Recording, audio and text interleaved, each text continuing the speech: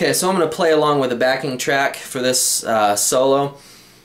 As you watch the solo, just keep in mind it's in F sharp minor, and we will go through an explanation of a great way to visualize this solo theoretically and why David Gilmour chose the notes he chose.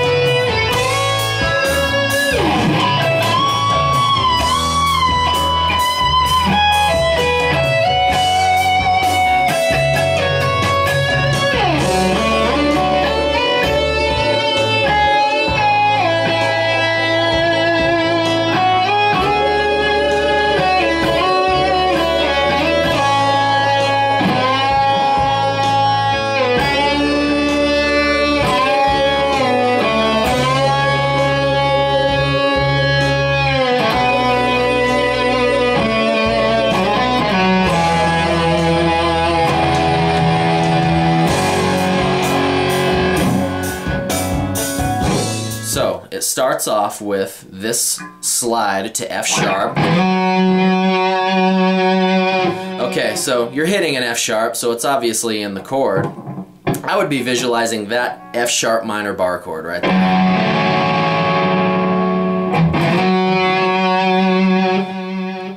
The next particular lick goes here.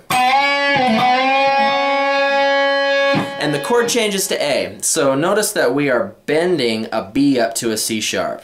So really I'm visualizing that note, because that's where we're bending to. So if I'm visualizing this note and it's an A chord, I've got an A chord right there. So part of the A. Kind of repeats that lick. Then it resolves down to that B right there, at which point the chord changes to E major. You can visualize using the cage system an E major chord right here. Looks like a D chord, basically. There's D. We move it up 2 frets, you get E, which has this B note in it right here. Then we resolve down back to F sharp, at which point the harmony of the solo goes back to F sharp minor. Okay, it repeats over the A chord, so that's just a repeat of what we did. Then, while it's still on the A chord, we slide up to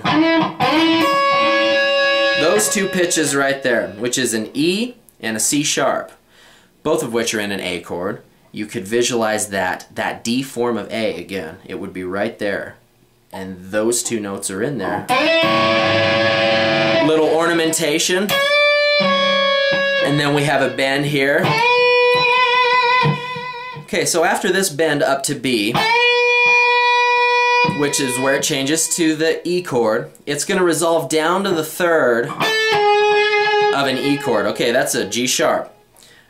There's an E chord right there.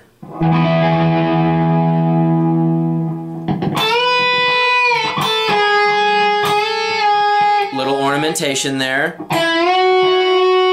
And then we bend up to an F sharp, at which point it resolves back to F sharp minor. There's our F sharp minor chord. So you notice that every phrase, the most important note of that phrase, or the one that you hear most colorful, is because it's part of the particular chord that's being played in the harmony. The solo then moves up to 14th position right here, and I'm going to visualize an F sharp minor right here.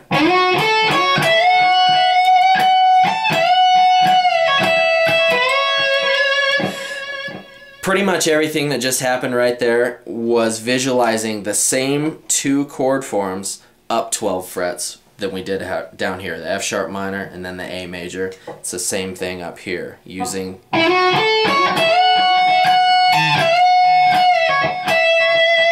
now we're on the A chord at that point, so you got to see that chord right there.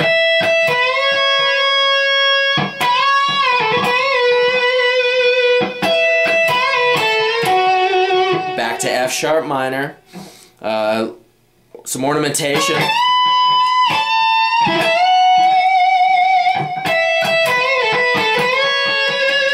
Same idea, we're bending up to that C sharp, which is in the A chord. That's great. So the next lick is here. So when we land on that B right there, we're hitting an E chord. A B is in an E chord. It could be looked at as part of, kind of hard to get to up here. If we were to bring this down an octave, it would essentially be your 7th fret bar chord. It's that B right on top here. You move that up 12 frets and you end up all the way up here. So there's that B as part of the E chord. Then we're going to arpeggiate down an E chord. So those three notes make up that D shape that is the E chord in the cage system. Resolve that up 2 frets to F sharp, because where are we landing? Back at F sharp.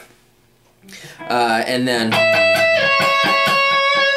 that's all coming from the F sharp minor pentatonic scale right there, because we're still on F sharp. This is where the harmony changes a little bit. We are going to move to a D chord. So this moving, sliding portion of the solo uses 3 different forms of the cage system. So here's the lick.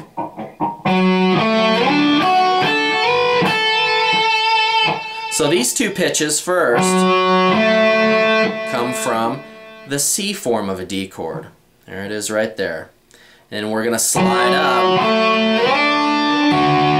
Those 2 pitches right there, your D and your F sharp, come from the A form of a D chord. And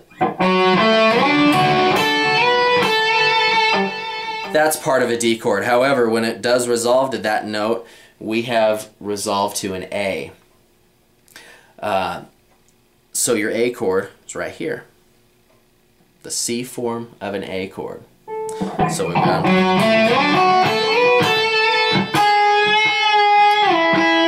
Now that note right there is creating a major 7 sound. So we've gone from essentially creating an A to an A major 7. We've gone from creating that A to an A major 7 sound. Now we're going to resolve that down. At this point, it's going to change to a D chord, and you're going to go up to, here's the D chord right here. So there's the 3rd of the chord, it's an F sharp, but we're going to go up to G sharp, which is like a sharp 4 of the D. It creates a great Lydian sound over that D chord, but it quickly resolves down to the 3rd of that chord, and then we make it all the way down to C sharp. At that point, the harmony changes to A. So you see how these chords are just following the solo completely, or rather the solo's following the chords. Right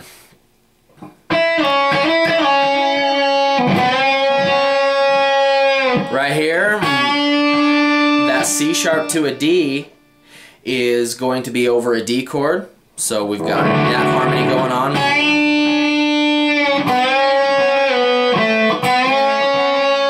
Now we're bending up to a C sharp. At that point the harmony changes to C sharp minor, so that's a perfect fit. B minor.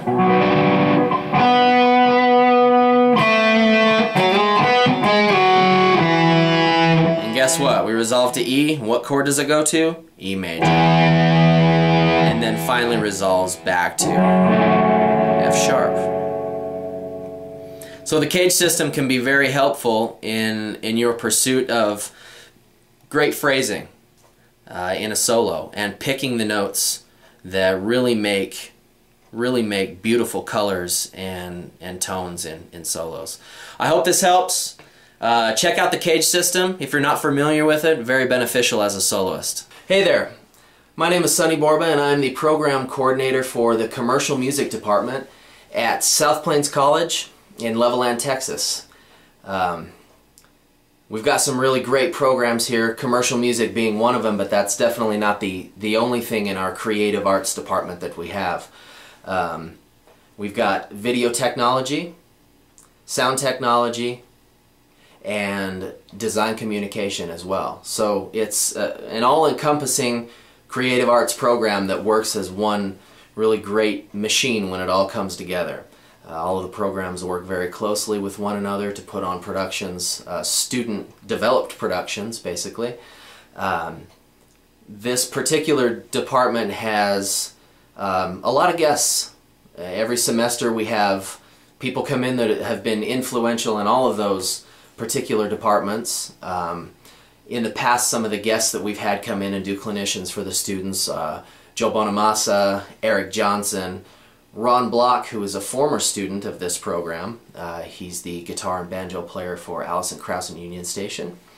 Bass player Chuck Rainey, vocal coach Brett Manning, and Jason Aldean's drummer Rich Redmond was here. That was a great experience. Jennifer Batten, who played guitar for Michael Jackson on the Bad and Dangerous tours. That was pretty cool to have her here. So, along with these particular guests, we try to get guests in all the different departments. Under sound technology, we have live sound, and then we have the studio portion of it. Over the past few days, we had Meyer Sound, which is a sound reinforcement company. They build great gear. They came in and did a clinic over a couple days, and they brought a guy named Buford Jones, and he has mixed front of house for groups like David Bowie, Jackson Browne, Eric Clapton, Faith Hill, and most influential to me, he was the front of house engineer for the Pink Floyd Momentary Lapse of Reason tour in 1988. So that was pretty cool to have him here and talk a little bit about what it was like to mix front of house for Pink Floyd shows.